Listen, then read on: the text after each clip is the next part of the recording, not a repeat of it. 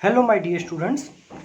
So previous whole lecture I did not send any lectures because मेरी जो थे कुछ एग्जाम्स चल रही थी. So let's start with our next topic, which is effect of dielectric on capacitor. Topic number 2.13.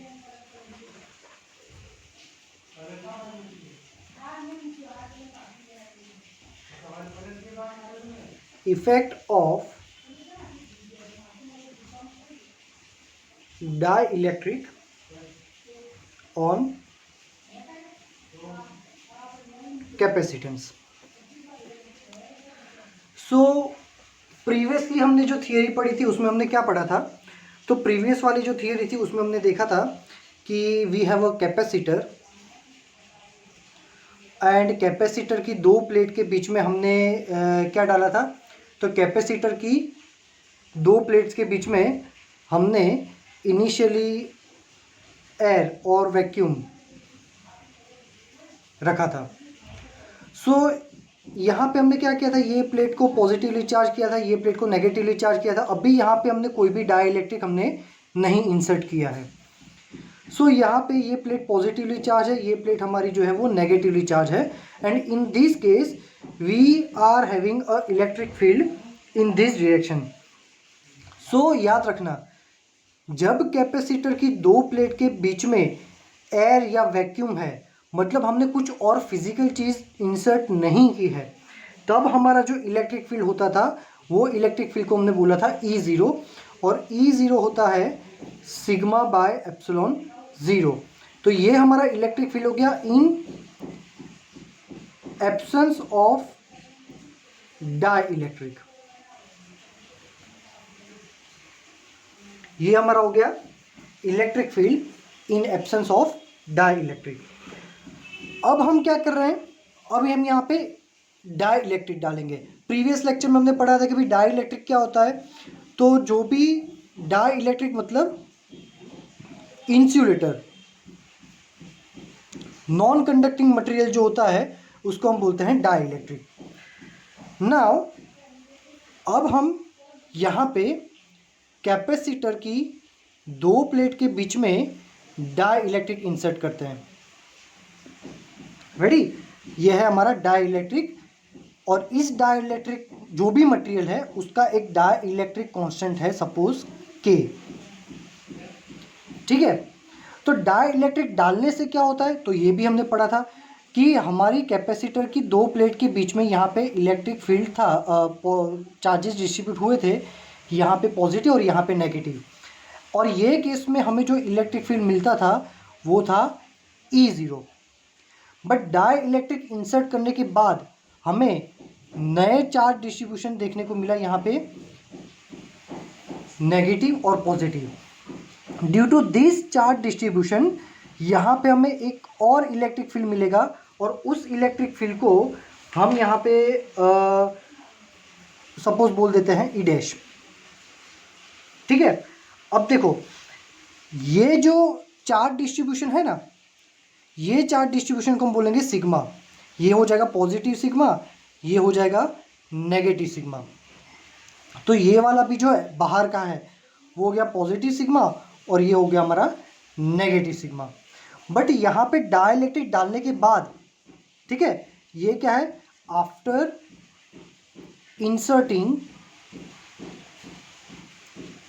Dielectric, तो यहाँ पर भी हमें इनसाइड अंदर की तरफ कुछ चार्ज डिस्ट्रीब्यूशन देखने को मिला. ये चार्ज डिस्ट्रीब्यूशन को हम बोलेंगे सिग्मा P.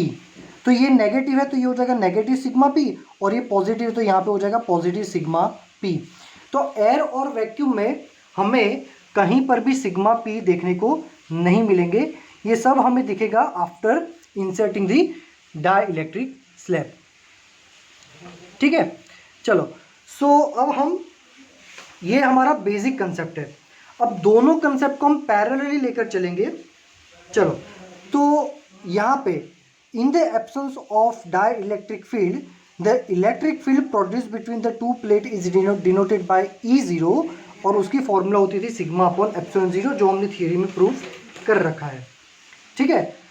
अब ये केस में दो प्लेट के बीच का जो पोटेंशियल वो होगा V0।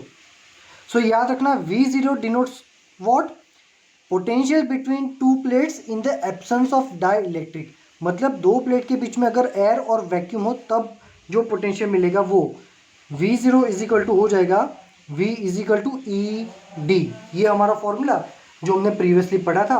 और यहाँ पे D क्या है, तो ये D है हमारा सेपरेशन बिटवीन टू प्लेट्स। ठीक है, सो ये केस में in the absence of dielectric हमारा कैपेसिटेंस कितना था, तो कैपेसिटेंस था C is equal to Q by V0 और ये फॉर्मूला होता था एप्सिलॉन 0 A बाय D। ठीक है, तो यहां तक हमारा जो भी केस है वो इसका है in the absent of dielectric. चलो in the presence of dielectric field क्या होगा, तो अब हमारा जो नेट इलेक्ट्रिक फील्ड है, नेट इलेक्ट्रिक फील्ड, और वो नेट इलेक्ट्रिक फील्ड को हम बोलेंगे E। ठीक है, तो अब यहाँ पे नेट इलेक्ट्रिक फील्ड देखो, तो एक इलेक्ट्रिक फील्ड यहाँ पे जा रहा है राइट हैंड साइड पे from this plate to this plate, और एक हमारा इलेक्ट्रिक फील्ड जो है वो यहाँ पे जा रहा है इसके ऑपोजिट। तो नेट इलेक्ट्रिक फील्ड होगा E0 माइनस ई डैश के जितना, कितना होगा E0 माइनस ई डैश के जितना। चलो अब यहाँ पे E0 और ई डैश की वैल्यू डालेंगे तो हमें क्या मिलेगा, तो E0 की वैल्यू क्या थी, सिग्मा बाय, एक मिनट पेन खत्म हो गई। सो ये E0 की वैल्यू में क्या डाल दूंगा, तो सिग्मा बाय एप्सिलॉन 0 माइनस हमारा ई डैश। तो ई डैश क्या हो जाएगा, तो ई डैश हमारा ये जो इलेक्ट्रिक फील्ड था जो डाइलेक्ट्रिक डालने के बाद प्रोड्यूस हुआ है वो, और ये इलेक्ट्रिक फील्ड के लिए रिस्पॉन्सिबल क्वांटिटी कौन सी है, ये दोनों। तो वो हो जाएगा minus sigma P by epsilon 0। मतलब हमारा नेट इलेक्ट्रिक फील्ड हो जाएगा sigma minus sigma P by epsilon 0। So you can see the differences between two formula of electric field. जब कैपेसिटर की दो प्लेट के बीच में एयर या वैक्यूम होता है तो इलेक्ट्रिक फील्ड इतना होता है, बट जब कैपेसिटर की दो प्लेट के बीच में हम डाई इलेक्ट्रिक डालते हैं तो इलेक्ट्रिक फील्ड इतना हो जाता है, विच क्लियरली इंडिकेट्स दैट कि डाई इलेक्ट्रिक डालने से इलेक्ट्रिक फील्ड कम हो गया, क्योंकि यहाँ पे सिर्फ सिग्मा बाय एप्सिलॉन 0 था, लेकिन यहाँ sigma minus sigma P by epsilon 0 है। So important quantity, bye inserting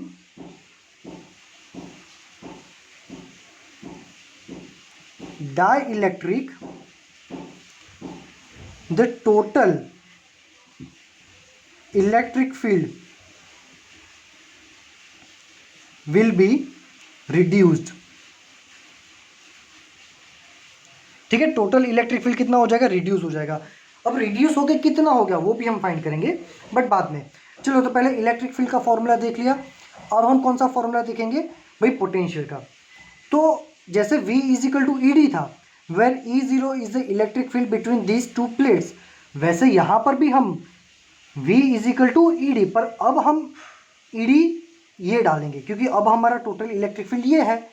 ये वाले केस में हमारा टोटल इलेक्ट्रिक फील्ड E0 था, ये केस में हमारा टोटल इलेक्ट्रिक फील्ड ये है, तो हम सीधा फॉर्मूला डाल देंगे V is equal to E D, और E की जगह हम वैल्यू डाल देंगे ये वाली sigma minus sigma P by epsilon 0 into D. Friends comments में लिखना कि ये जो पेन है उसके फॉन्ट्स के आपको दिख रहे हैं कि नहीं, वो मुझे बताना, क्योंकि वो जो ब्लैक वाली पेन मैं पहले यूज़ करता था वो अभी मार्केट में अवेलेबल नहीं है ना। चलो ओके, तो ये हो गया हमारा ये पोटेंशियल का फॉर्मूला। भाई कोई पूछे कि इन the absence of dielectric field कितना पोटेंशियल होता है, ये इन द प्रेजेंस कितना होता है, तो भाई ये रेडी। चलो अब क्लियरली हमें दिख रहा है कि भाई यहाँ पे पोटेंशियल भी डिक्रीज होगा हमारा, है ना, क्योंकि यहाँ पे सिर्फ E0 था और यहाँ पे जो E है वो ये है सिग्मा माइनस सिग्मा पी, तो पोटेंशियल भी कम होगा। तो लिख सकते हैं पोटेंशियल विल ऑल्सो डिक्रीज। चलो अब यहाँ पे आपको एक फॉर्मूला याद रखना है जो टेक्स्ट बुक में डायरेक्टली डिराइव किया है, और इसे हम याद रखेंगे। Here we can say sigma minus sigma P is equal to sigma by K, और इसको आपको डायरेक्टली याद रखना है। ठीक है, अब ये वैल्यू को डालेंगे हम यहाँ पे, तो v इज इक्वल टू क्या हो जाएगा, सिग्मा माइनस सिग्मा पी की जगह डाल दो सिग्मा बाय के, ये epsilon zero as it is, और ये तुम्हारा d। ठीक है, चलो, तो ये हो गया आपका टेक्स्ट बुक का फॉर्मूला। और यहाँ पे अब हम डालेंगे put sigma is equal to Q by A, जो कि हमने प्रीवियस थियोरीज में पढ़ा था। सो क्या हो जाएगा, v is equal to sigma की जगह q बाय ए डालो तो q d by K epsilon zero A. ठीक है, ये हो गया आपका टेक्स्ट बुक का फॉर्मूला 2.50। रेडी, तो हमें जो पोटेंशियल के दो फॉर्मूला चाहिए थे वो मिल गए, एक ये और इसके केस में ये। अब again c is equal to Q by V हम इसमें यूज करेंगे। See here c is equal to Q by V. अब c क्या है, so c is the formula of capacitance. Dielectric डालने के बाद टोटल कैपेसिटेंस कितना है, ये। डाइलेक्ट्रिक इंसर्ट नहीं किया था तब कैपेसिटेंस कितना था, ये। चलो, so c is equal to Q by V, so and v की वैल्यू डाल देंगे Q D by K epsilon zero A. So Q Q cancel, so Q Q cancel हो गया, तो अब हमें क्या मिलेगा भाई, c is equal to K epsilon zero A by D. But as we can see epsilon zero A by D क्या था, c जीरो, तो इसकी जगह पे हम क्या डाल देंगे, c zero. So we will get c is equal to K C zero, most time पे फॉर्मूला। रेडी, चलो, सो यहां पे हमें क्या मिला रिजल्ट में, सो यहां पे हमें रिजल्ट में ये मिला कि कैपेसिटर ये C, तो ये C क्या है, capacitance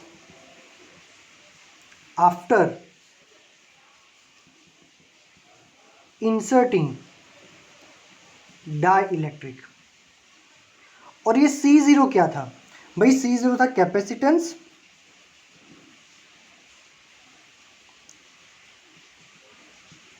in the absence of dielectric. ठीक है, जब डाइलेक्ट्रिक नहीं डाला था ये केस में, तब हमारा कैपेसिटेंस था C जीरो। डाइलेक्ट्रिक डालने के बाद नया कैपेसिटेंस कितना हो गया, प्रीवियस के K टाइम्स जितना हो गया। वो K क्या था, तो यहां पे मैंने आपको लिखा था ना K, ये K क्या है, तो यहां पे मैं लिखता हूं where K is the dielectric constant of material. जो भी आपका इंसुलेटिंग मटेरियल है, वो इंसुलेटिंग मटेरियल का हमारा क्या है, डाइलेक्ट्रिक कांस्टेंट है। ठीक है, अब देखो ये डाइलेक्ट्रिक कांस्टेंट कौन सा है, तो याद करो चैप्टर नंबर 1 में मैंने आपको पढ़ाया था कि epsilon by epsilon zero is equal to के।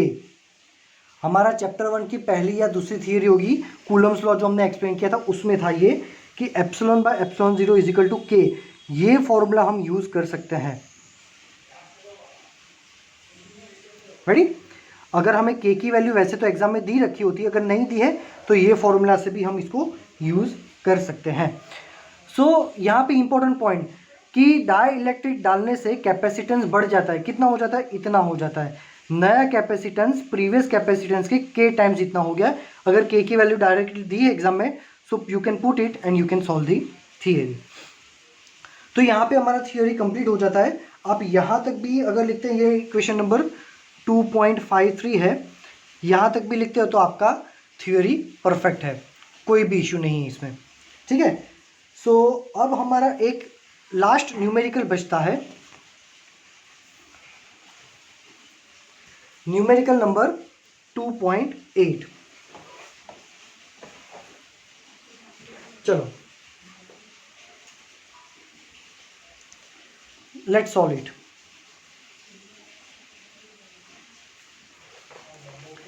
आई एम रीडिंग द क्वेश्चन। क्या लिखा है? A slab of material of dielectric constant K is has the same area as the plates of a parallel plate capacitor but has a thickness 3/4D where D is the separation of the plates। मतलब देखो,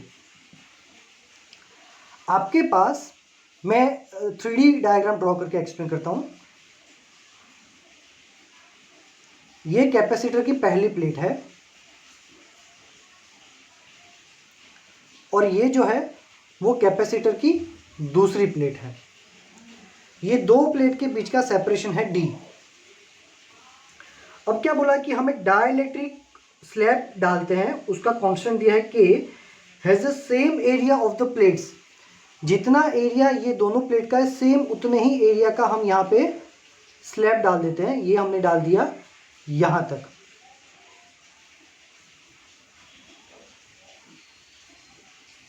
ये इतना हमने क्या डाल दिया? Slab डाल दिया।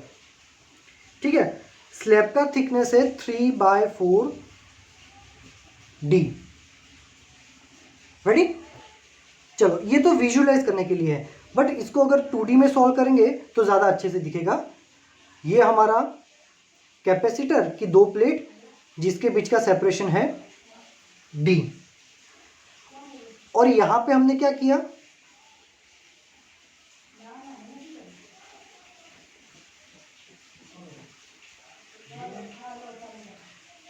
ये हमने डाल दिया हमारा डाइलेक्ट्रिक जिसका कांस्टेंट है K, और ये है डिस्टेंस 3/4D। अब देखो, ये 3/4D जो है वो इतना डिस्टेंस है, टोटल डिस्टेंस है D। यहाँ पे क्या है? एयर और वैक्यूम। तो ये डिस्टेंस कितना होगा? Let's find. ये डिस्टेंस है D, ये है 3/4D, तो उतना माइनस कर दो। तो क्या होगा? यहाँ पे एलसीएम ले लो तो 4D माइनस 3D/4, तो हो गया D/4। So this is the D/4। Ready? So we can say कि इतने डिस्टेंस में डाइलेक्ट्रिक स्लैब है और इतने डिस्टेंस में एयर और वैक्यूम है। फाइंड क्या करना है भाई? How is the capacitance change when the slab is inserted between plates. Plate डालने के बाद कैपेसिटेंस कैसे चेंज हो जाएगा? ठीक है, चलो तो अब देखो, यहां पे सॉल्यूशन में डायरेक्टली एक रूल लिखा है जो कि हमने प्रीवियसली पढ़ा था। एक्सप्लेन करता हूं। मैंने क्या लिखा था कि भाई by inserting dielectric the total electric field will be reduce. कितना होगा वो थियरी में डिराइव नहीं किया है, बट यहाँ पे डायरेक्टली लिख दिया। हम यहाँ पे उसको याद रखेंगे। By inserting dielectric the total electric field